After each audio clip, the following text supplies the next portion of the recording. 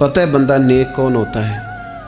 جس کی تنہائی نیک ہوتی ہے، جو اکیلے میں نیک ہوتا ہے۔ تنہائی جس کی پاک صاف ہوتی ہے، اصل میں وہ بندہ نیک ہوتا ہے۔ ہمارے ہاں نا بالخصوص نوجوان نسل سے کہوں گا، تمہارے پاس سہولت آئی ہے موبائل کی، تمہارے پاس سہولت آئی ہے انٹرنیٹ کی، لیکن دیکھنا اس کی وجہ سے کہیں تمہاری تنہائی ناپاک نہ ہو جائے۔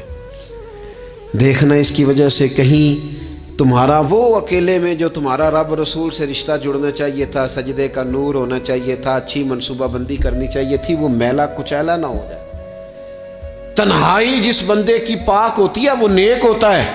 محفل میں تو ساری اچھی اچھی باتیں کرتے ہیں، محفل میں تو سارے لوگ ہی نیک ہوتے ہیں۔ یہ صحیح بخاری میں حدیث ہے، نبی اکرم صلی اللہ تعالیٰ علیہ وسلم نے فرمایا، میں اپنی امت کے کچھ ایسے لوگوں کو جانتا ہوں جو قیامت کے دن تہامہ پہاڑ کے برابر نیکیاں لے کے آئیں گے۔ تہامہ پہاڑ تھا ایک بڑا سفید رنگ کا، اس پہاڑ کے برابر وہ نیکیاں لے کے آئیں گے، لیکن فرمایا اللہ تعالیٰ ان کی نیکیوں کو ہوا میں اڑا دے گا۔ حضرت ثوبان رضی اللہ تعالیٰ عنہ نے عرض کی، یا رسول اللہ صلی اللہ تعالیٰ علیہ وسلم ہمیں یہ معاملہ کھول کر بیان کر دیں۔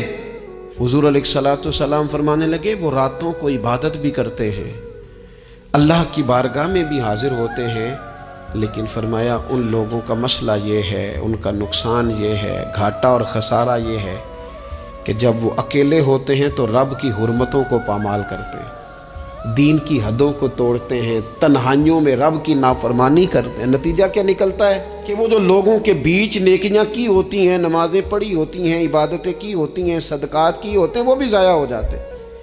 اگر یہ لوگ اپنی تنہائی پاک کر لیں تو ان کی باقی ساری عبادتیں بھی محفوظ ہو جائیں گی۔ اپنی تنہائی پر توجہ دیں، اپنی بالخصوص نوجوانوں، میری آپ سے بڑی دردمندانہ اپیل ہے، اپنی تنہائی میں نا رب کی بارگاہ میں حاضر ہو، اچھے ارادے کرو، اچھی منصوبہ بندی کرو، لمبی دعائیں مانگو۔ اکیلے جب ہو تو پھر نا وضو کر کے رسول پاک کی بارگاہ میں درود و سلام پڑھو، دلوں کو قوت ملے گی، حافظے مضبوط ہوں گے، تمہارے چہروں پر روشنی آئے گی۔